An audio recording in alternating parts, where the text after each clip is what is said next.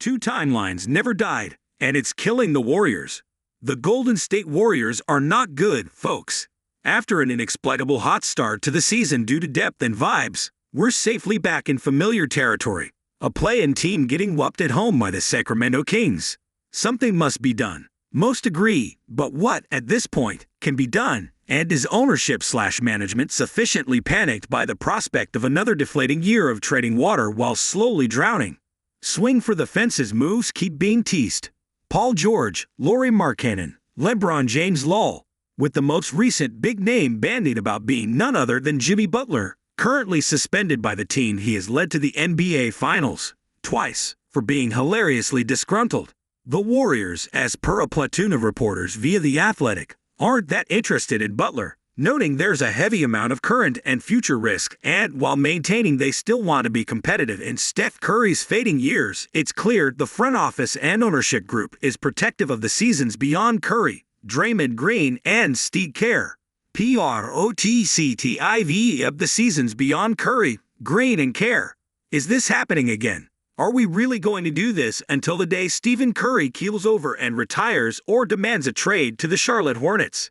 Yes, it seems the specter of the two timelines still haunts Chase Center.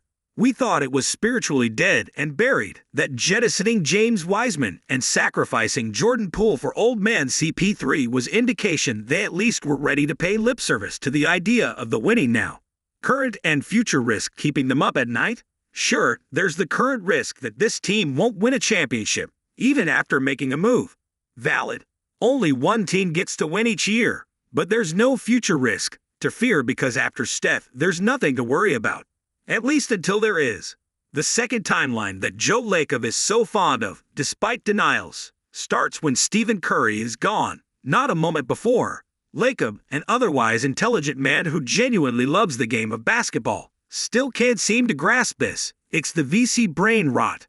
A belief that because of his success and business acumen, he could break reality to his will. This bizarre belief that people outside the Bay Area will still give a damn about the Golden State Warriors 5 seconds after Curry retires, that the franchise will in perpetuity be the most valuable NBA team, that the brand is strong enough to withstand anything. It's not. The brand is Stephen Curry and the magic that trails in his wake. There's no magic in media deals or resplendent courtside lounges that come with a personal Butler. It's been noted by me and surely many others that the post-Michael Jordan Bulls might offer an apt comparison. Once America's team, now relegated to a confusing, dispiriting sideshow in the Midwest. Not painfully relevant, despite the brand and the great logo and the storied history. They've had some good years, but the franchise obviously could never replace Michael. If you squint, the old Chicago Stadium even shared some ramshackle DNA with Oracle Arena. Rowdy, loud, intimate with absolutely no glamour, punching above its weight, a holy place to bear witness. But success begets expansion, and the Michael Jordan show necessitated a bigger living monument to his rampages, and thus, the United Center.